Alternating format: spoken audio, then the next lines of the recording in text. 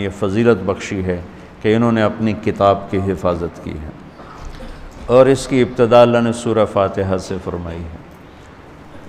تو سورہ فاتحہ جبریل لے کر نہیں آئے، جبریل آپ کے پاس بیٹھے تھے، تو ایک دھماکہ ہوا، تو آپ نے فرمایا یہ کیا دھماکہ ہے؟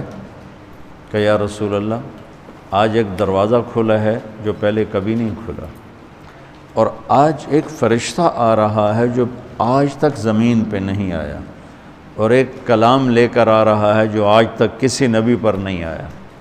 تو وہ فرشتہ حاضر ہوا اور آپ کو 2 کلام پیش کیے، ایک سورۃ فاتحہ اور ایک سورہ بقرہ کا آخری رکوع آمن الرسول سے لے کر آخر تک۔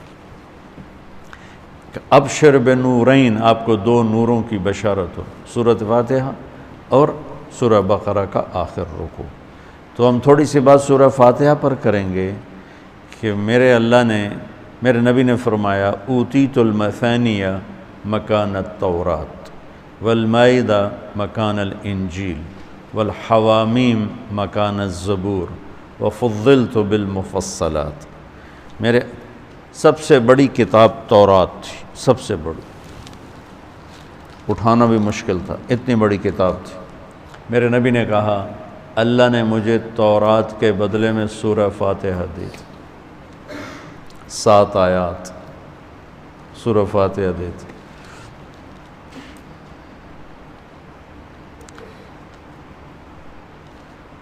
اور انجیل کے بدلے مجھے اللہ تعالیٰ نے سورہ مائدہ دے دی، انجیل سورہ مائدہ۔ حوامیم یعنی حامیم سے 7 سورتیں شروع ہوتی ہیں، 26ویں پارے سے وہ 25ویں پارے سے 24ویں پارے سے وہ شروع ہوتی ہیں اور 28ویں تک غالباً جاتی ہیں، 7 صورتیں کٹھی، حامیم حامیم حامیم حامیم۔ تو زبور کے بدلے اللہ نے مجھے حامیم عطا فرمائی، اور باقی قرآن کے ذریعے سے مجھے عزت اور فضیلت عطا فرمائی۔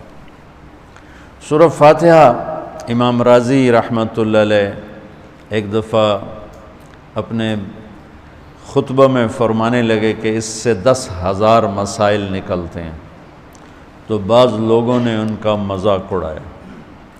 وہ مذاق اڑانا تفسیر رازی کا سبب بنا، تفسیر کبیر کا، کہ فرمایا کہ جب انہوں نے میرا مذاق اڑایا تو میں نے اللہ کا نام لے کر قلم اٹھایا اور میں نے لکھنا شروع کیا۔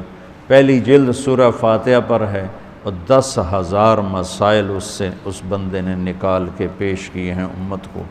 کبھی موقع ملے تو آپ پڑھ لینا۔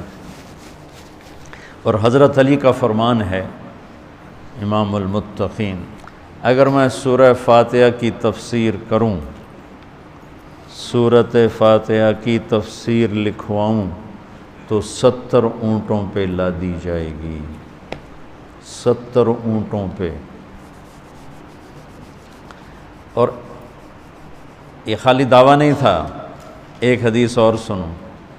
ایک دفعہ عشاء کی نماز پڑھا کے تشریف فرما ہوئے اور فرمایا آؤ آج میں تمہیں سورہ فاتحہ کی تفسیر سناؤں۔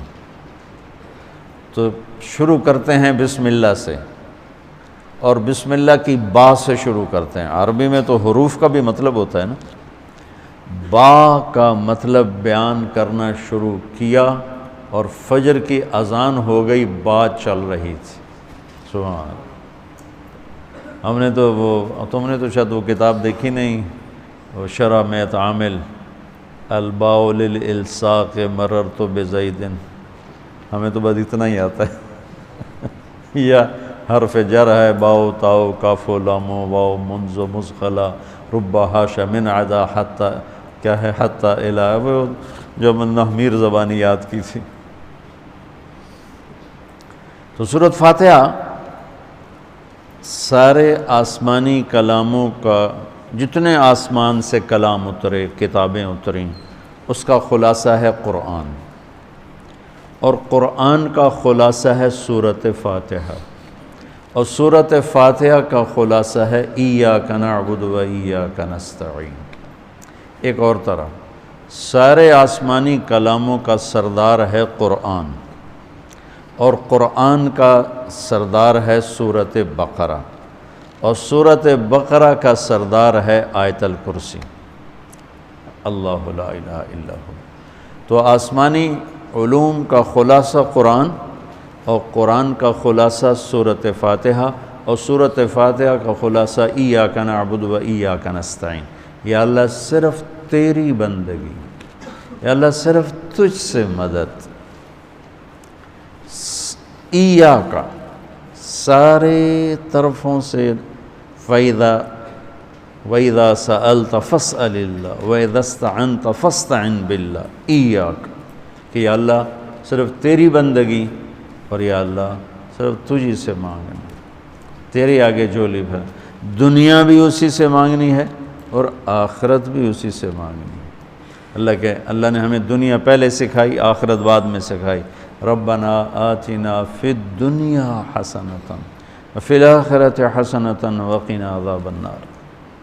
تو سارے آسمانی کتابوں کا خلاصہ یہ ایک جملہ ہے، ایاک نعبد۔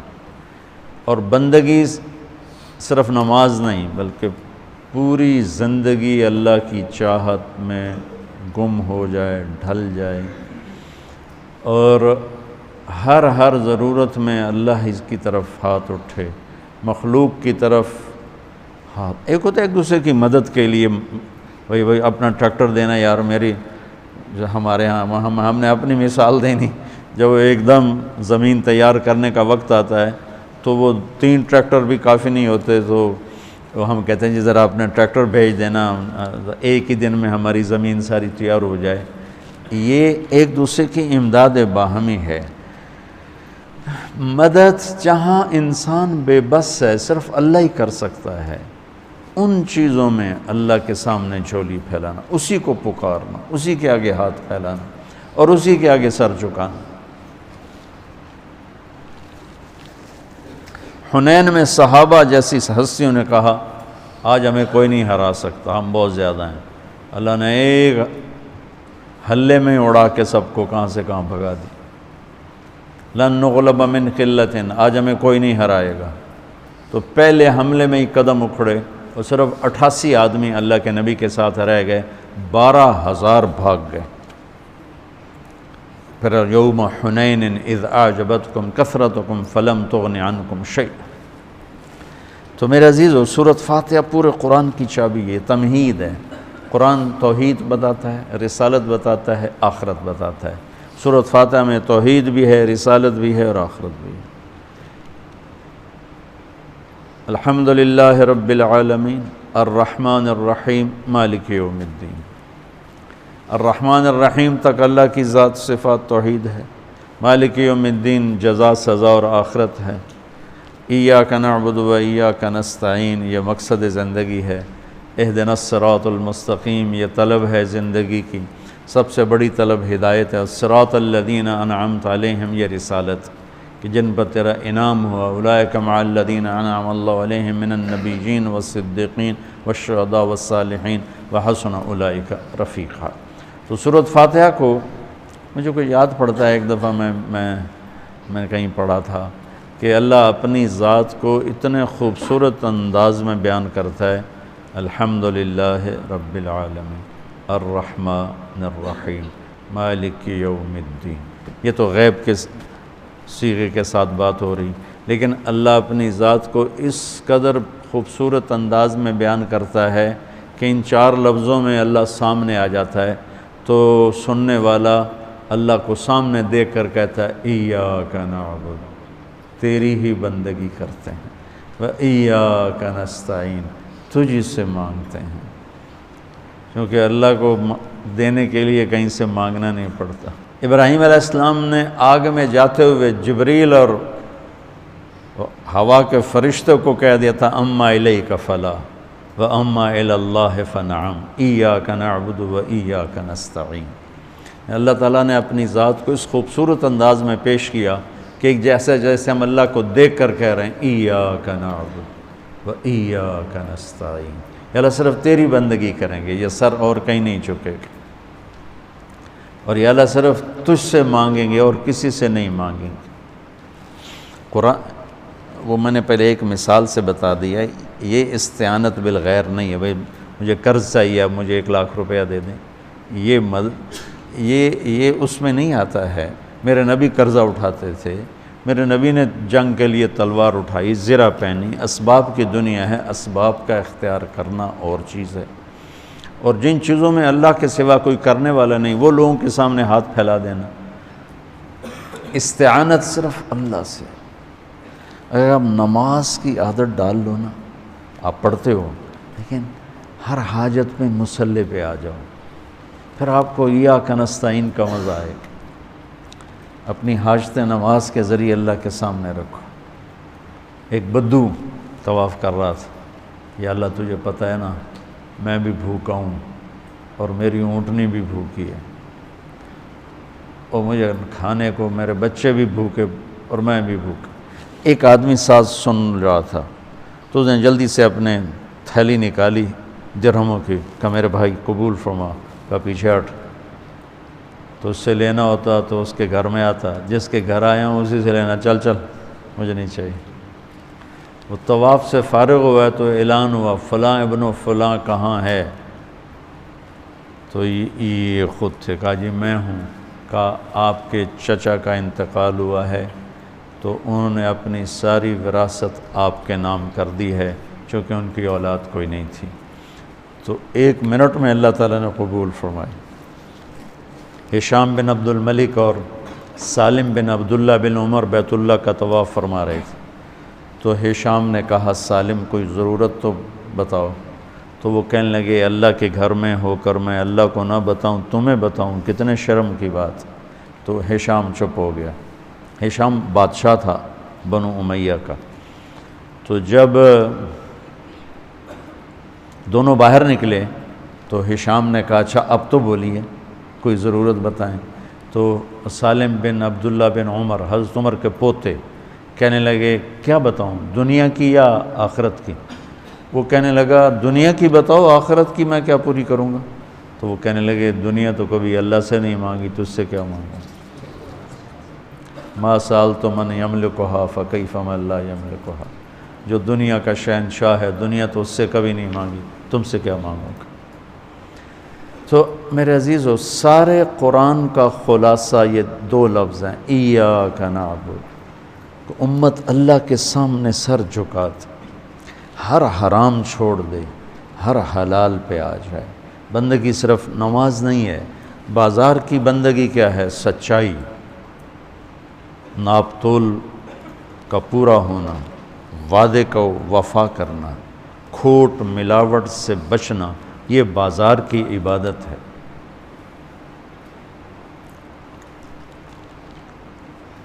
اقتدار کی عبادت کیا ہے؟ ظلم سے بچنا، اپنی طاقت سے کسی پہ ظلم نہ کرنا، انصاف کو ہاتھ سے نہ جانے دینا۔ وکالت کی، عدالت کی عبادت کیا ہے؟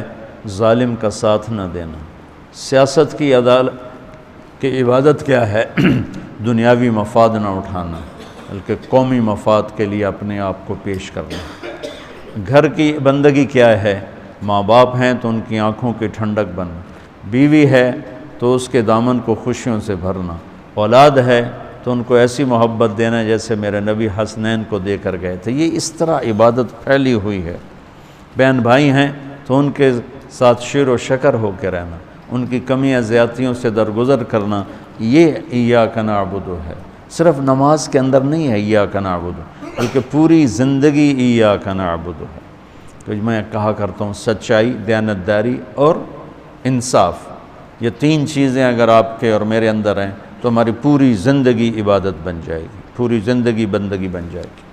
وَإِيَّاكَ نَسْتَعِينُ، جب اس کے سامنے سر جھکاؤ گے پھر ہاتھ اٹھاؤ گے تو مزہ بھی آئے گا، مانگنے کا بھی، اس کے دینے کا بھی۔